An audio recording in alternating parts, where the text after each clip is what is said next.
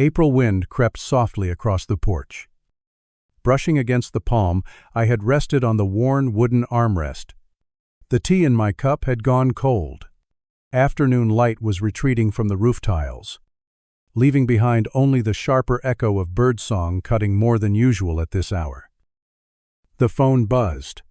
Caitlin's name glowed on the screen. 3 weeks had passed since I last heard her voice. I answered. Dad speaking. Hi. Dad. Just wanted to check in. Things are a bit hectic over here. I'm fine. It just rained. The peach blossoms in the back garden are in full bloom. She let out a soft laugh, then exhaled. One of those breaths people take when they're circling around something. You know, this house might be a bit much for just you now. Right, I mean, if someone helped out, you wouldn't have to go up and down the stairs so much, or take care of the yard, all by yourself. I didn't reply right away. If you want, I could help find a place somewhere near us, with a nurse. Your own room. I know a few really nice places. They've got a library, a chess room. A lot of older folks like them. I took a sip of the cold tea. I still go to the market. Just last week, I climbed up and patched some shingles. She chuckled, but there was a nervous rush in her voice. That's not what I meant. But you should think about yourself, too. Dad, don't do everything for others anymore. Sometimes letting go is how we're kind to ourselves. A soft line, but it cut clean like a shard of glass. Nearly invisible. Yeah? I said, I understand. So, just think about it. Okay, no rush. Oh. And this weekend, I won't be able to stop by. We're going to look at houses in Woodland Hills with Jeremy's mom. All right, take care of that first. I just want you to know everything I do. It's for your good. I know. I ended the call, or thought I had. My finger hadn't pressed the screen all the way. Setline's voice continued. Sharper now. Hurried, no longer playing a part.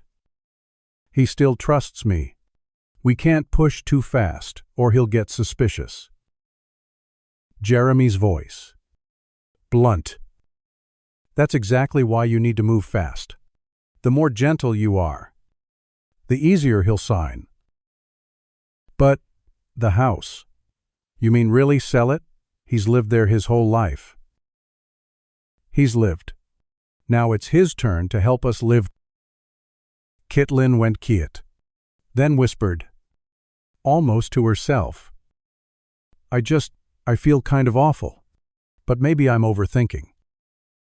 You feel awful because I'm trying to plan our future. No. It's just, never mind. I'll talk to him. The line disconnected after a few seconds of silence. I didn't look at the screen. Didn't move from my seat. The wind returned, this time carrying the scent of rotting leaves from the back garden. Damp. Slightly bitter. Like words that hadn't been spoken. Now, decaying in the late sun. I looked down at the patio. The stone tiles had discolored, cracked with age. Much like my own heart, no longer whole.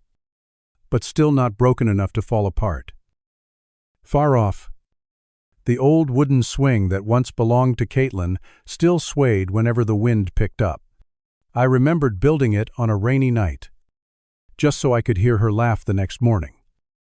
Legs dangling, hair tossed back in joy. That laugh, now it lived only in memory. And in that voice I just heard, a voice that belonged to someone else. I didn't know what hurt more, that they wanted to take the house, or that they believed I wouldn't notice. A crow landed silently on the fence, let out a single call. then flew off. I watched it go and wondered, when did trust become something so fragile? I stayed on the porch a little longer, not waiting for anyone, not thinking through anything, just unsure whether I should step inside or walk away. There is a silence that comes after betrayal. It's not emptiness, not sorrow. It feels more like entering a room you've known all your life, only to find someone has quietly removed a painting that's hung on the wall for decades. No one says a word, but the absence is loud. I went back to my room, opened the drawer of the old desk. Inside, the deed to the house, a sheet with my bank numbers, a handwritten letter from Ellen, 20 years old. I touched each item not to check, but to remind myself that some things still belonged to me. Not everything could be taken. I used to believe that if I stayed quiet, kindness alone would be enough to make people stay. But it turns out, silence makes them think you didn't see, didn't know, didn't feel. That evening, I skipped dinner. I brewed another pot of tea and placed it on the windowsill where Ellen used to sit and read. Outside, the cold came earlier than other years. I woke earlier than usual, not from sleeplessness, just that the house was too still enough to start hearing things that no longer existed. I stood in the kitchen, switched on the light, made coffee. The scent rose, filled the air, brushing against a part of memory I hadn't touched in a while. I remembered the first morning Ellen made coffee in that kitchen. Everything was still a mess. The oven wasn't installed. The sink leaked. She sat on the cold tile floor, cradling a plastic mug, and looked over at me. "There's nothing here," she said, smiling, but I feel oddly happy. I was knee-deep in grout, hands covered in dust. I just looked at her and smiled. Didn't say a word. I thought then there'd be hundreds more mornings like that. There weren't. Some things only come once, and then, somehow, they live on forever just in your head. I walked down the hallway, hand trailing the wall. On the left corner, a darkened scrape still marred the plaster darker than the surrounding paint. She had been riding her toy car inside that day. The same day I got back from a job site. Head still buzzing from the drills and saws. I had barely set down my toolbox when bam, the little car rammed straight into the corner, knocking loose a chunk of plaster. I yelled, loudly, loud enough that it stopped her cold. "What do you think you're doing? This is a house, not a playground." She froze, both hands dropping from the plastic wheel. Her face turned pale, lips pressed together. Ellen came rushing out from the kitchen. "She's just a child. Don't be so hard on her." I didn't answer. I kept staring at the girl, my girl, with a mix of fatigue, worry, and a father's misplaced temper. Caitlin didn't cry, but her eyes widened, and her lips clenched like she was holding back a shiver. I knelt, looked at her standing there, motionless beside her toy car. "Come here." She stepped closer, cautiously. I exhaled, gently placed my hand on her head. "I'm sorry. I shouldn't have yelled at you like that." I pointed at the scar on the wall. "This. I won't fix it. So that one day, when you're grown, you'll remember you used to ride your car inside, and that your father once yelled because he loved too much." She looked at me, voice trembling. "Are you mad at me?" I lifted her into my arms. "No, I'm mad at the wall. But the wall can't say sorry. So I had to say it to you." She smiled softly and wrapped her arms around my neck. Light and tight. The way children do when they've just learned how to hold someone with both tiny arms. The scar remained, but the child who left it behind no longer came running home. I stepped out to the back porch. The long bench I'd built in 2097 still stood there. The wood had faded, but its shape hadn't changed. Ellen used to sit there each afternoon. Caitlin would bring out her homework, then fall asleep with her head on her mother's lap. She's like me, Ellen once laughed. Sleeps easily, always dreaming, but soft-hearted. I sat in the same spot, rested my hand on the armrest. The curve of the wood hadn't changed. Out front was the garden. I'd grown everything there: tomatoes, onions, bell peppers. Every time we picked a few, Caitlin would shout, "We're rich now. Dad is the tomato king." I'd pretend to frown. "And what about the onion princess? Will she go wash the veggies?" Ellen would laugh, nudging my shoulder. "Don't teach her to whine like that." I laughed too because back then, I truly believed I was lucky. Now, no one plants the garden. The soil's dry. The bench is weathered. Only laughter lingers somewhere, thin as early mist. And perhaps that's what makes today's silence so hard to bear. I remained on the bench, eyes fixed on the backyard where once stood a low wooden table and 4 mismatched chairs. The first dining set our family ever had. We placed it outside because the kitchen wasn't done yet. That night, Ellen grilled chicken on a makeshift stove. Caitlin chased fireflies around the yard.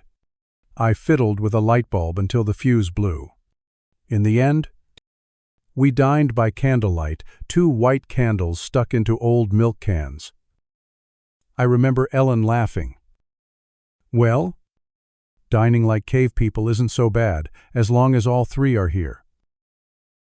I cut a piece of chicken breast for Caitlin.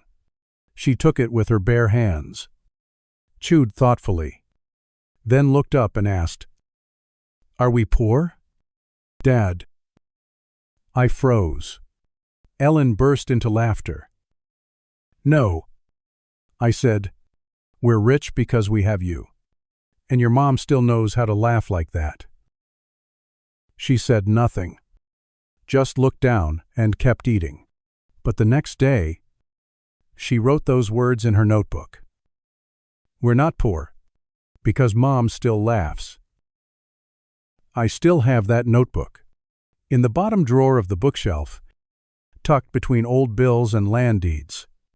Maybe I've kept it this long, not for her childish scrawl, but because that was the last time I saw Ellen laugh that loud.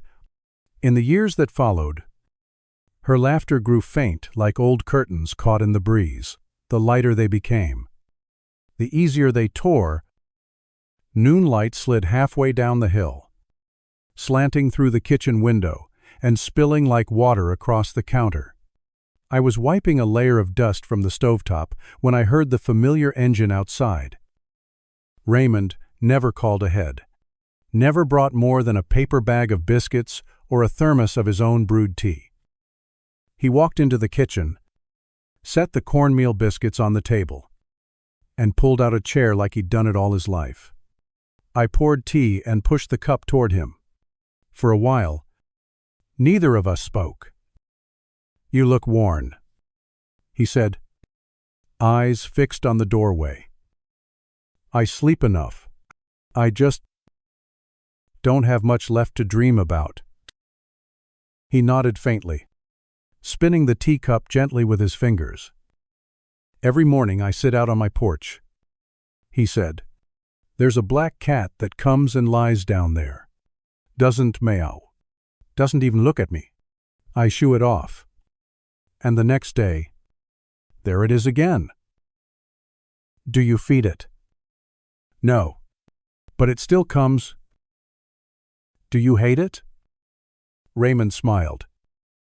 He did at first, but now, I think it might be what's left of someone who used to live with me. I looked at him. Your wife. No.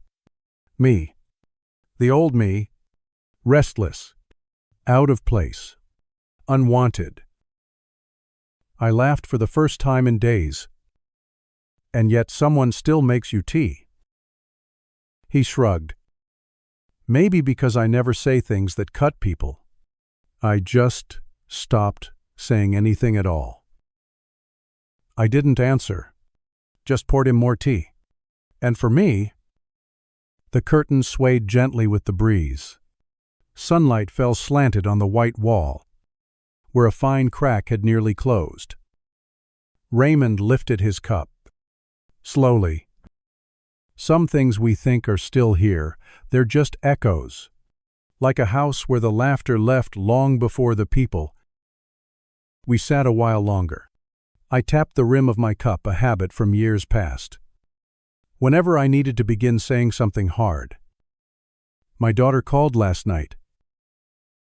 Raymond didn't look up. He simply nodded. He poured more tea. Like he already knew. She wants to move me. Somewhere near her. Nurses. Full-time care. She's worried for you. Sounds like that. I looked out the window. Light was crawling through the ankle-high grass in the yard. After the call ended, I hadn't hung up. The line was still open, and I heard them. Raymond looked up for the first time. I've heard what?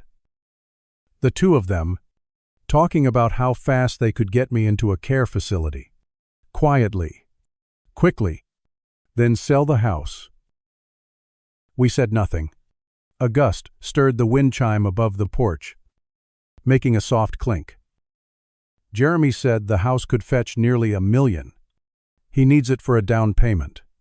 Caitlin didn't argue, but her voice didn't sound happy either. Raymond ran a finger along the rim of his teacup. Slowly. So you heard it all? I nodded. Every word. Clearer than anything they've said to me in years. After a while, he said, So, what now? I looked at him. There was no anger left in my gaze, just something deeper. I don't know yet, but I do know. I'm not the clueless old man they think I am. Raymond gave a slow nod, his eyes drifting toward the open window. You know, he said quietly, once I went for a haircut. The new barber asked me how I wanted it. I said, cut it in a way that makes people think I still matter. He went quiet. When he was done, I looked in the mirror. Nothing had changed. I let out a soft laugh. And I realized it wasn't the haircut. It was how people look at you. And that you can't control. I nodded. Set down my cup. Saturday. Still for a long time. Caitlin used to sit here every afternoon, telling me about her day. Now she's planning how to get me out of the very house I built. Raymond stood, tugged his jacket into place. People, when calculating, often forget who paid for their first meal. I looked up. That line yours? No. My wife's. She said it about our own son. I exhaled long. Slow. Not in sorrow. Not in bitterness. Just like someone had placed a hand gently on my shoulder. Raymond stepped toward the door. Undid the latch. Before leaving, he turned back. Squinting. Let me pull some of those weeds in the garden for you. Not for beauty. Just so you remember, someone still wants to keep this place. I nodded. Thank you. The door closed behind him, and for a moment, I felt the house breathe again. I remember clearly the first time Jeremy stepped into this house. He wore a crisp white shirt, carried a bunch of wild daisies, and called me Dad Roy, like it had always come naturally. Every word he spoke came with a wide smile and an open gaze, so open that I believed him. Back then, I thought, she's chosen someone who knows how to be good. Since her mother passed, Caitlin hadn't trusted anyone. Yet within a few months, she brought Jeremy home. Her face soft again, like a child who had finally found something solid to lean on. "I think I'll be okay with this one," she told me. And I didn't ask more. I just looked at the young man across the table serving my daughter vegetables, chatting baseball with me, calling me his second father without once stumbling over the words. But then, the new job came. The better apartment, the new car, the polished social circle, and Jeremy stopped calling me that. He still greeted me, still smiled, but the eyes no longer met mine. He stopped listening long enough to understand what I was saying. I wasn't angry. Just disappointed. The shift became unmistakable when Caitlin first mentioned transferring the house title. "You'll still keep your name on it, Dad, but we'll handle the paperwork. It's just easier that way. Property taxes, utilities, insurance. It's all faster if someone represents you." I was surprised. I've managed it fine till now. I know, but things are more complicated these days. Bigger expense require authorized signatures. I didn't argue, just nodded. But from that day on, every few weeks, a new reason came up, each more polished than the last, each sounding less like her and more like someone else. One late afternoon, Jeremy stopped by. No call ahead, no gifts, just a laptop and 2 printed forms in his leather folder. "Hi, Dad," he smiled. "I won't take long. Just a few quick papers for you to sign." I poured tea, 3rd pot of the day, but the first with company. He sat down at the table, opened the folder, and slid a paper toward me. "This is just a temporary authorization, Dad. So if anything comes up, I can sign on your behalf. Helps with the insurance, too." I didn't look at the text. I looked at his hand resting on the edge of the table, his index finger tapping, steady like a clock, but his palm never touching the wood. A man trained in law. I recognized the quiet unease behind that. "I can still read," I said calmly. "No need to rush." He laughed. "A bit awkward. Of course, just didn't want to confuse you. These are all in legal jargon." I picked up the document. "Read from the top. Line 5. End of the clause. Full rights to manage, transfer, or dispose of any associated property." I set the paper down. "Jeremy," I said, "didn't you once tell me I was like your own father?" "Yes, I did." He nodded, eyes meeting mine for less than a second before darting away. "I still believe that." "Then why?" I asked. "Do you now sound more like a real estate agent?" The room went still. The ceiling fan turned slowly. The tea had gone bitter in its cooling. He adjusted his collar, forced a smile. "I just want you to have the best care. Seal. This house. It holds too many memories. That's not good for someone your age." I nodded, pushed the paper back to his side of the table. "You're right. This house holds too many memories. which is why I won't let anyone erase them." Jeremy sat up straighter, but said nothing. For the first time in years, I saw him clearly, not through what he said, but through all he refused to face. When he left, I didn't lock the door right away. I stood watching the back of his car vanish around the bend, hand still resting on the table's edge. The authorization form sat where he'd left it folded once, half white, like a blade, waiting to be drawn. I took it upstairs, slipped it into an old drawer where Ellen used to keep the letters I wrote while working construction jobs far from home.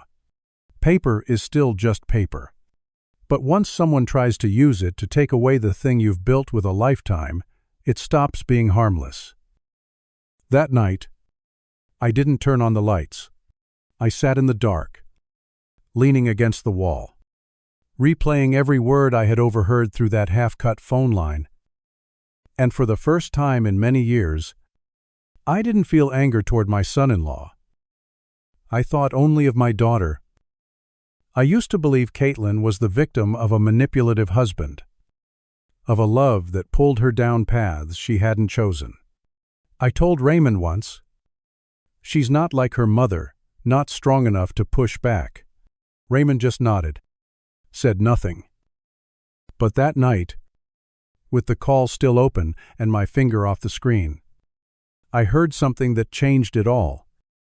"He still trusts me," Caitlin had said, her voice even. "Now's the time to act." To act. I repeated the phrase in my mind, over and over. It wasn't said in haste. It wasn't a slip. It was calculated, a move, a line spoken by someone who had already measured every step ahead. No one was pressuring her. Jeremy didn't interrupt.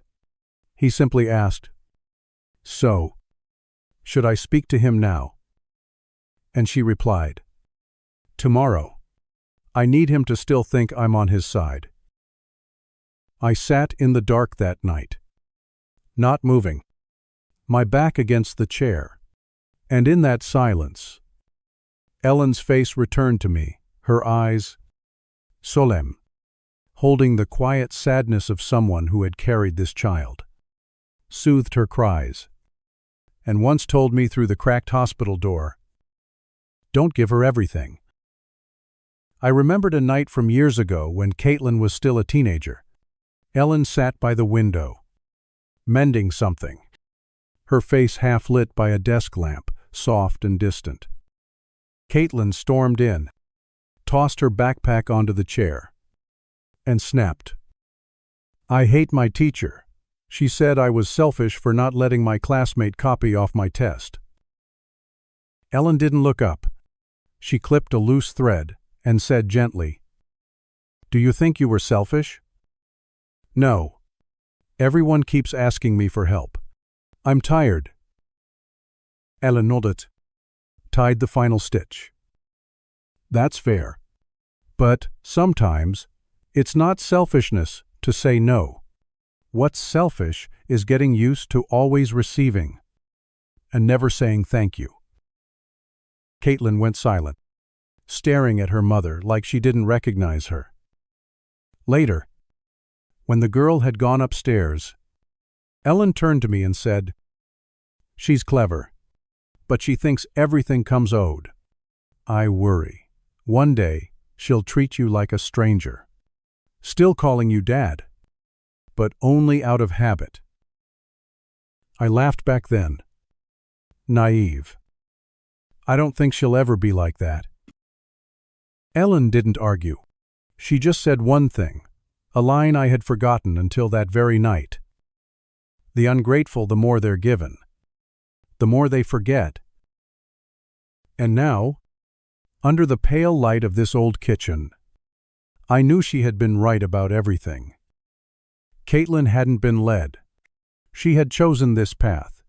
With her own 2 feet, I reached under the bed, pulled out a small wooden box, one of those old containers people use for unimportant papers. But to me, Every sheet inside was a stitch, and some stitches still bled. I pulled them out. One by one, Caitlin's first-year community college receipt, then her 4 years of undergrad, then the graduate classes.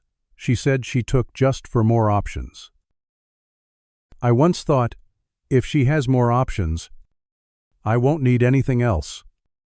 Then the bundle of documents from her first apartment with Jeremy. They hadn't had the money for a down payment. I'd so signed, saying, "Dad has better credit." I still had the faded receipt from when I bought her wedding dress.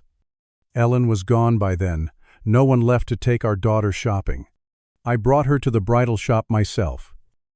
Sat through 3 hours of fabric samples just to find the one that wasn't too white. She cried in the fitting room, and I looked into the mirror and saw that my eyes were redder than hers. Even now, I still keep the old invoice from the wedding, 124 guests. 3. Entrée. A two-tier cake. I paid for almost everything. No one asked me to. I just never learned how to say no. I stacked the papers back into neat bundles, penciling in the years in the corners. 2007, 2011, 2015, 2019. Each year marked a step backward me, making space for her. And strangely, the more I stepped aside, the farther she seemed to go, as if the distance between us was no longer age, but intention. I flipped over a family photo from 2010, tucked behind a dishwasher receipt. I was smiling. Ellen too. But Caitlin was looking at Jeremy. Her eyes lit so bright there wasn't room for anyone else. I sat still for a long time. Not angry, not bitter about the money, just realizing for the first time in my life that I had poured too much into a bottomless vessel, thinking it was a heart. Caitlin had already come home. I stood alone in the living room. The lights off. Afternoon sun slanted through the blinds, spilling in long strips across the hardwood floor, right where Ellen used to lay down rugs when the air turned cold. I didn't sit, didn't cry. I walked to the shelf, opened the bottom drawer. Inside was an old handkerchief Ellen used to carry to church. The cloth was stained, its hem frayed. But I'd never thrown it away because it had once been kept by a hand that understood gratitude. I lifted it, sat down in the chair. My fingers traced the stitching, pausing at a small puncture, no wider than a pin. Ellen once told me, "If someone tears something you gave, I'll keep the tear too, to remind myself never to give it again." I thought about that line, and I understood. It wasn't just that Caitlin wanted me in a nursing home. It wasn't just that Jeremy wanted the house sold. It was that when my daughter walked away from this home, she took nothing with her but a polished voice. Not the eyes of a daughter, not the ache of someone who'd been raised with care, not even hesitation. Just the quiet intention of rearranging where I stood in her life neatly and out of the way. I looked around the old fabric sofa Ellen had picked out, the oak table I had built, the crooked painting Caitlin once drew that still hung beside the stairs. This house had once been a home. Now, it was just a place someone wanted transferred for convenience. I reached for my phone. The first call was to the lawyer. Not for advice. Fisher's office sat on a quiet corner by the old post office, the one where Ellen used to mail Christmas cards every year. No flashy sign, just a frosted window and a bell that rang like the clearing of old thoughts. "Mr. Hayes." Todd stood as I entered, shook my hand without small talk. We'd known each other long enough to skip pleasantries. I took a seat and handed him the folder property deeds. Land maps. Repair receipts organized by year. I want everything back in my name. Mine alone. Todd nodded. Didn't ask why. Legally speaking, he said, the house is your sole property, purchased before your daughter's marriage. No one can touch it unless you sign. I know. Do you plan to keep it or sell? I looked out the window. Late sun scattered over the brick walkway. Sell. Immediately. No rush. But don't let them move before I do. He paused, then opened his ledger. He still wrote by hand, one of those few who believed ink lasts longer than digital records. I'll begin drafting the paperwork. If you prefer discretion, I know buyers who don't ask questions. I nodded. The fewer who know, the better. And your daughter. She doesn't need to know. Todd closed the book, pushed his glasses up the bridge of his nose. I'll handle it. Exactly as you want. I stood. We shook hands again. No talk of next meetings because old men don't promise what they're not sure they can keep. At the door, I turned back. Oh. And if anyone asks, just say I went on vacation. Todd nodded. Didn't smile. He understood. Some departures don't need luggage. Only the courage to leave the place your heart stayed too long. 2 days later. The phone rang. Caitlin's name appeared on the screen. I let it ring through the third chime before answering, not because I was busy, but because I needed the silence to see clearly what had once been hidden. Dad, her voice light, laced with a tremble that felt rehearsed. It's me. Are you okay? I've had this ache in my stomach all week. I've been thinking about you nonstop. I didn't say anything.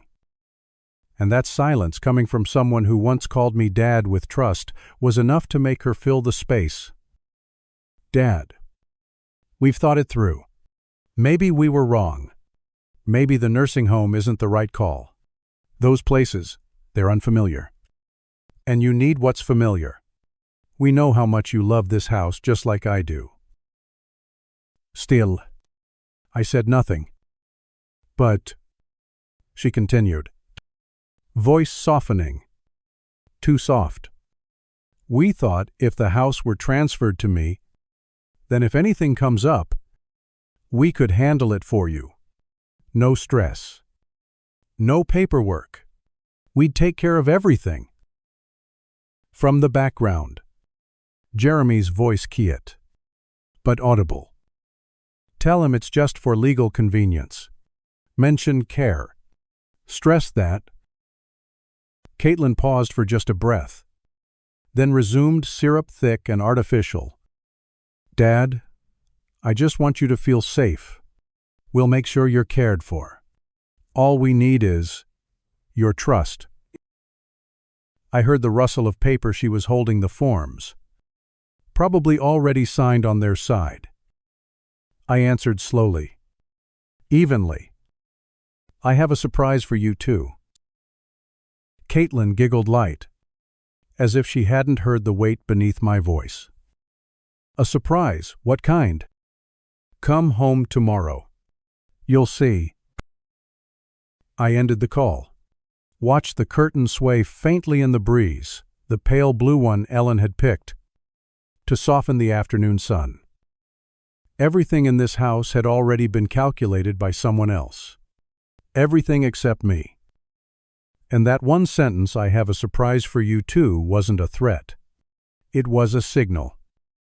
That I no longer stood where they assumed I would. I went upstairs and opened the file Todd Fisher had prepared. Everything was in order. My signature, centered and clean like a handwritten farewell.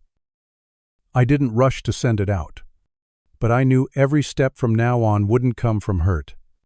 It would come from clarity.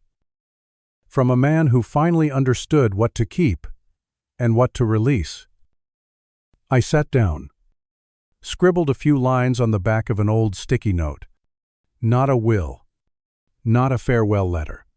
Just enough to remind myself I woke up in time. That evening, I made a simple meal, an omelet, toasted bread, a glass of red wine I'd opened a week ago.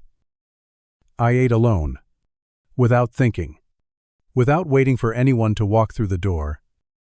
Every now and then, I glanced at the window where the pear tree had started shedding its leaves again. The next morning, I walked over to Raymond's house. He was on the porch, wiping down an old oil lamp, something he did every week since his wife passed. He never lit it, just cleaned the glass, filled it with new oil, as if the ritual alone could keep a memory from dimming. "Early visit," he said, eyes still on the lamp. I held up the envelope, placed it gently on the table beside him. "If anyone comes asking about the house, give them this." Raymond glanced at it, didn't open it, just went on polishing. "Your daughter and her husband." I said nothing. He nodded, like he'd already pieced together the whole story from the weight of my footsteps at the gate. I sat in the rope-woven chair next to his. The back sagged. I hadn't been to his porch in years, but everything looked just as it had when Ellen once sent me over with a plate of lemon cake. Ellen used to say, I murmured, a home with someone waiting inside should never be locked. Raymond set the lamp down. And now, the door is still open. There's just no one trying to come back anymore. He paused, then quipped. Or maybe we locked it with something they don't have a key for. I chuckled. Maybe. Or maybe I just stopped wanting them to come in. Raymond turned to me. You did it. Called the lawyer yesterday. It's done. They're waiting on my final signature. He nodded. Didn't say, that's sad, or are you sure the way others might? He just asked, where will you go? Not sure yet. Maybe a small place near the lake. With trees. With wind. Somewhere no one needs to know my name. I thought you loved that house. I do. But they don't love the man who built it. Raymond picked up the envelope, slipped it into the back drawer of the wooden cabinet behind him. Be careful if the kids come knocking. I shook my head. They won't knock. They'll just show up to make sure Dad has finally stepped aside. And you, I've got nothing left to hold on to. We sat still. The breeze stirred the hem of the porch curtain, lifting a thin layer of dust by the door, as if someone had just left but hadn't bothered to say goodbye. Raymond brought out 2 cups of jasmine tea, placed them on the wooden table. No steam. The tea had cooled, but my hand still felt its warmth. I remember Ellen used to use jasmine too. He said, she once skipped a Sunday service just to let the tea steep to the right flavor. She was meticulous. I nodded. If the brew wasn't perfect, no one could drink it. Like you. Raymond smirked. You don't let go until the timing is exact. I laughed for the first time in weeks. A small laugh. Not enough to break anything, but enough to ease the weight inside. It's not that I didn't want to let go. I just thought they'd remember. And now, I think some people only remember once. There's nothing left to forget. Raymond nodded, his eyes clouded with age, but still sharp, like when he used to teach. I taught for 32 years. Hundreds of kids. Some came back. Some didn't. But there's one thing I know. Memories don't need to be returned. If you keep them quietly, long enough, they gain weight on their own. I curled my fingers around the cup. Hold them too long, and they become wounds. And wounds, he sipped, are proof someone once lived there. The wind picked up. The air carried a scent of dry grass and jasmine. Across the yard, sunlight angled through the birch trees. They'll be here tomorrow, I said. Raymond didn't flinch. He just asked, "Will you stay to see them?" I shook my head. I don't need to see their faces to know what they're thinking. What will you leave behind? I looked out toward the front garden, where Caitlin once laughed, where Ellen's voice called in from the kitchen, where I used to trim the hedges every Saturday. Nothing. The house was once mine. Now, it can speak for itself. Raymond nodded. I'll hand it to them at the right moment. Not before. Not after. We stayed there a long while. Neither of us said more. Because some crossroads are meant to be walked alone. When I finally stood, Raymond didn't follow. He just laid his hand on the envelope, like someone guarding something that should never fall into the wrong hands. I walked past the porch, through the old white gate, the paint now flaking. I didn't look back, because looking back is for those still hoping to be called back. A black SUV pulled up to the gate under a gray sky. Rain falling in soft sheets. Raymond said Jeremy got out first, scanning the yard like a man sizing up a property line. Caitlin followed, clutching a thick folder, likely the transfer forms they assumed I'd sign without question. They didn't knock. Jeremy pulled out a ring of old keys. Tried the lock. It didn't fit. He cursed under his breath. Tried again. Jiggled harder. The door stayed still, unmoved, like it was watching both of them from inside, refusing to open for the hands that once tried to erase its builder. What the hell, Jeremy snapped, turning to Caitlin. He changed the damn lock. He actually did it. Caitlin's face went pale. Her eyes were fixed on the note taped to the door. The ink hadn't run. The print was sharp. This house has been transferred. All prior documents are void. Roy A. Hayes. Jeremy crumpled the paper and banged on the door. Open up, Dad. What the hell is this? But no voice answered. Inside, the house stayed silent, cold, like a witness who'd been forced to endure too many lies, now refusing to be part of another scene. From across the fence, Raymond's gate creaked open. He stepped out, no umbrella, no boots, hair wet, back straight. No one knew how long he had been watching. New lock. Huh? He said. Eyes on Jeremy. Yeah, he did this house. Hasn't been yours in a long time. Raymond cut in, turning to Caitlin. Do you remember the last time your father locked that door with his own hand? She said nothing, just gripped the folder tighter. Someone asked me to give you this. If you ever came back. He handed her a thick envelope from his coat. Best you read it before saying another word. Under Raymond's porch, Caitlin opened the letter. Rain still fell. The paper held no fresh ink, no formal header, just the handwriting of a man who once wrote her school absence notes in this very style. Caitlin, I don't know whether, by the time you hold this letter, you're smiling or upset, but if I may, let your father borrow a few minutes, like the old evenings, when you'd rest your head on your mother's lap and let me read to you before sleep. She held the page more gently now. Her eyes still hadn't met Jeremy's. Inside her, Something faint stirred, not quite remorse, not quite regret, but a hollow space still unnamed. I still remember your 7th birthday.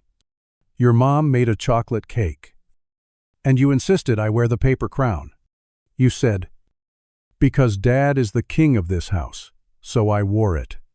And I sat through the whole afternoon with that pink hat on my head. In that moment, I truly felt like a king. Caitlin gave a fragile smile, a flicker, then gone, as if even she couldn't believe she had once said something like that. Our house was never large, but it was warm enough for you to sit reading by the stairs, and peaceful enough for your mom to arrange flowers every afternoon. Every corner held a voice. Every scratch on the dinner table was a memory. I couldn't keep you here with those things, but maybe, one day, you'll stop long enough to remember them. She reached up to the edge of the letter, then pulled out a tissue. Her hands trembled. The composure she wore when she stepped out of the car had faded. I don't know if you still remember how your mom looked standing at the sink. Sleeves rolled high, humming old church, hymns off key, or that first evening we had instant noodles because the stove had broken. And you said it was the best meal ever because the 3 of us got to sit close together. If those moments still live somewhere in you, then no matter how far you've gone, you are not lost. She looked up. The rain had stopped at some point. A dark stain spread on the hem of her shirt. Her eyes no longer held the straight, fixed stare from earlier. I don't blame you for choosing a different life. Everyone changes. But if there ever comes a day when you stand in front of a door and no one answers, remember, there was once a door always left open for you. So long as you said one simple word, Dad. Jeremy stood there, saying nothing. His face was stone, but something had slipped from his grip, something he would not get back. I'm not holding on to the house. Not the furniture. Not even the possessions. I am keeping only one thing. That everything we once had was real. And if someday you need a place to return to, not with your feet, but with your heart, it will still be there. Not the house, but the memory. The signature at the end wasn't Dad or Father, just Roy. Caitlin folded the letter, slowly, as if afraid it might tear. She looked at the house, light dimmed in the windows. Maybe someone else had already moved in, but she didn't go closer, because that place no longer said her name, the way it once did. Behind her, Raymond stood still, wordless. He only tilted his head slightly, like a man old enough to know that sometimes the deepest lessons come from the people who have nothing left to ask of you. Caitlin stepped down from the porch. Slow, silent, the letter still in her hand, its edge softened by dampness. And for the first time, no one asked, "So what now?"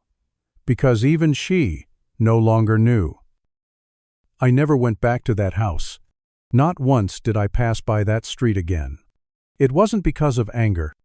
I just wanted to preserve that final image in my memory, an afternoon in March. Sunlight slanting gently through the curtains, the kitchen still carrying the scent of cinnamon bread, and 2 unwashed glasses sitting quietly on the table. I rented a small apartment north of Lake Geneva, a place where no one knows I used to be an engineer, or that I once had a wife named Ellen, or that I had a daughter who liked to draw birds with wax crayons on the walls. The building manager asked if I wanted a nameplate on the door. I shook my head. As long as the doorbell works, I said. Truth is, I no longer hoped it would ever ring. Every morning, I make coffee and pour it into the chipped white mug I brought with me, the same one Ellen used every Sunday morning.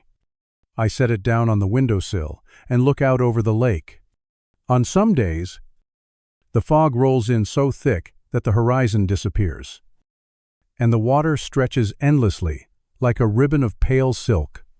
I find comfort in those mornings, because with no horizon, there's no past, no future, no place calling you to turn around. I never reread the letter I left behind. I never asked Raymond what Caitlin said after receiving it. I didn't need to know how they felt, because when a man has once been called a burden and can still let go this lightly, he no longer needs anyone's permission to move on. The only thing I kept was Ellen's old handkerchief. I hung it at the corner of my bed like a quiet little flag, not to make a statement, but so that every time I opened my eyes, I'd remember there was once a woman who kept even what was torn, simply because it had meant something. This morning, the sun was soft. A breeze drifted in through the unlocked window, bringing with it the smell of young grass and lake water. I sat at the small kitchen table. Next to me was a cup of black coffee, still untouched. On the plate lay a slice of dry toast, plain, but fragrant. No one sat across from me, but I didn't feel alone. I opened Ellen's old book, the one she reread every year. The pencil marks she had made were still there. Some pages had yellowed. Some corners were dog-eared, as if she had once meant to return to them and never did. I turned each page slowly, letting my eyes rest where hers might have paused, like tracing the breath of someone who no longer leaves prints behind, but never truly vanished. Outside, a sparrow landed on the balcony, pecking gently at a few crumbs. I didn't chase it off, nor did I feed it more. Perhaps it just needed to know it had been noticed just as I did. I no longer wait for phone calls. I don't wonder how Caitlin is doing. If she's happy, that's good. If she's not, then I hope that one day she'll remember the little house she grew up in, where her father once wore a paper crown, just to make her laugh. I didn't win anything. No one apologized. But this morning, as I looked out at the still, quiet lake, I realized I am no longer trapped inside anyone else's expectations. And that, I think that is freedom. Maybe, in every father's life, there comes a day like Roy's, a day when he quietly steps out of the very home he built, carrying nothing but memory. Not every father gets the chance to reclaim what's fair, and not every man, after losing nearly everything, still has the grace to walk away without bitterness.